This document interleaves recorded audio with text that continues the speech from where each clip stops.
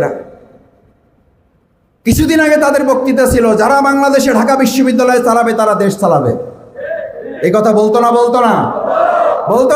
না? যেই ঢাকা বিশ্ববিদ্যালয়ের রেজাল্ট ভালো হয়েছে কয় ঢাকা বিশ্ববিদ্যালয়ের রাজনীতিতে কোনো প্রভাব ফেলবে না। এই কথা কেউ বলে নাই তো বাংলাদেশে। আমার মন বলে আল্লাহ তাআলা যদি কবুল করেন আর আপনারা যদি চান, জামাত ইসলামী যদি দেশের সেবায় নিজেদেরকে নিয়োজিত করতে পারে, ওনারা বলবে দেশ চালাইতে পারবে না। এরপর যখন আমরা চালানো শুরু করে দেবো আল্লাহর রহমতে, আপনারা যখন সহযোগিতা করবেন, বলে চালাইতে পারলে লাভ হবে না, উন্নতি করতে পারবে না। এরপর যখন আমরা উন্নতি করা শুরু করে দেব, তখন ওনারা বলবে উন্নতি করতে পারলে আগাইতে পারবে না।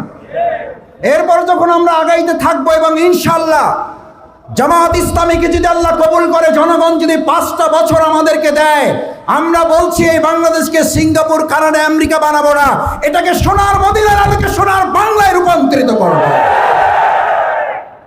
ভাই একটা আবদার তো করতেই পারে ইসলামপন্থীরা, ভালো মানুষগুলো যে কথা বলতে পারে। 53 বছর তো আপনারা